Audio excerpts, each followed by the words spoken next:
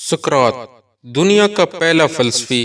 سقراط نے جو دنیا کا پہلا فلسفی شمار کیا جاتا ہے کوئی کتاب نہیں لکھی کیونکہ وہ لکھنا نہیں جانتا تھا۔ سقراط انتہائی کم صورت تھا۔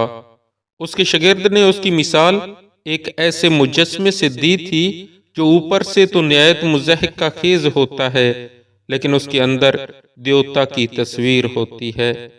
سقراط کی ماں دائیا تھی جبکہ باپ مجسمہ ساز تھا۔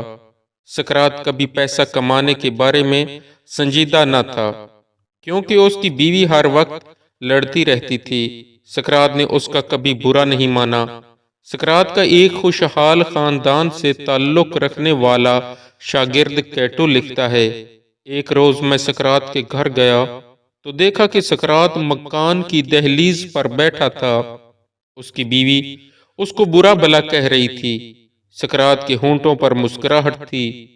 جب اس کی بیوی نے دیکھا کہ سقراط آگے سے کوئی جواب نہیں دیتا تو وہ غصہ سے مکان کے اندر گئی اور پانی بھرا ہوا تسلا لا کر سارا پانی سقراط پر انڈیل دیا۔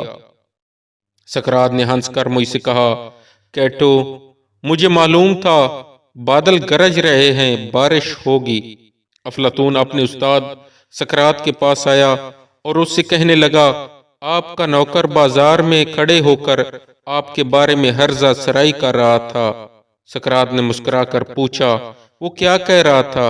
افلاطون نے جذباتی لہجے میں جواب دیا، آپ کے بارے میں کہہ رہا تھا۔ سقراط نے ہاتھ کے اشارے سے اسے خاموش کروا دیا اور کہا، آپ یہ بات سنانے سے پہلے 3 کی کسوٹی پرکھو، اس کا تجزیہ کرو اور اس کے بعد فیصلہ کرو، کیا تمہیں یہ بات مجھے بتانی چاہیے؟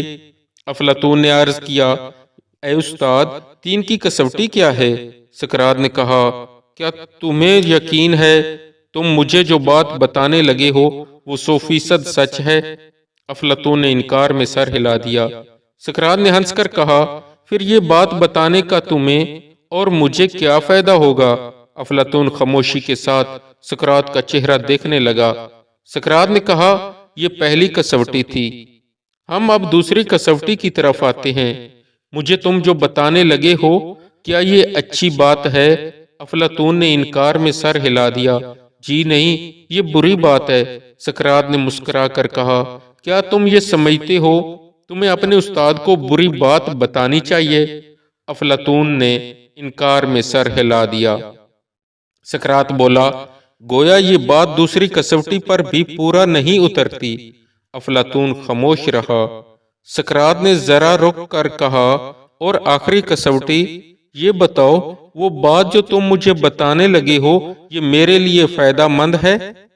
افلاطون نے انکار میں سر ہلا دیا اور عرض کیا، اے استاد، یہ بات ہرگز آپ کے لیے فائدہ مند نہیں۔ سقراط نے ہنس کر کہا، اگر یہ بات میرے لیے فائدہ مند نہیں پھر اس کے بتانے کی کیا ضرورت ہے؟ افلاطون پریشان ہو کر دائیں بائیں دیکھنے لگا۔ سقراط کی قوت برداشت کمال کی تھی۔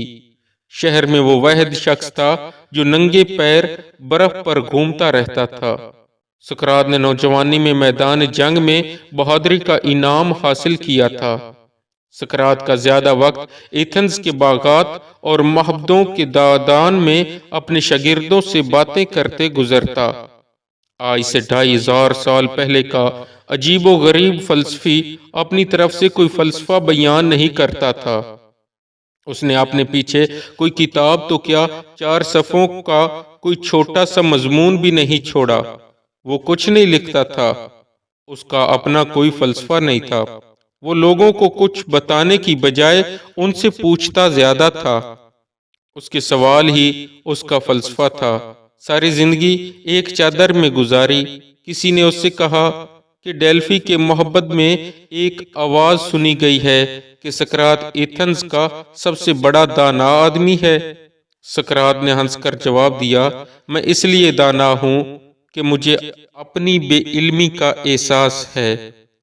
ایک صبح جب سقراط بازار میں آیا تو اس نے دیکھا کہ اس کے خلاف مندرجہ ذیل قرارداد جرم چسپاں کی گئی ہے۔ سقراط نے جرائم کا ارتکاب کیا ہے۔ اس کا پہلا جرم یہ ہے کہ وہ ان دیوتاؤں کی پرستش نہیں کرتا جن کو یہ شہر پوجتا ہے، اس کی بجائے وہ اپنی طرف سے نئے دیوتا لے آیا ہے۔ دوسرا جرم اس کا یہ ہے کہ وہ نوجوانوں کو بگاڑتا ہے، لہذا اس کی سزا موت ہے۔ اس الزام رائی کے پیچھے سب سے بڑا محرک اینیٹس نامی ایک چمڑا فروش تھا۔ اس کو سقراط کے خلاف ذاتی بغض تھا۔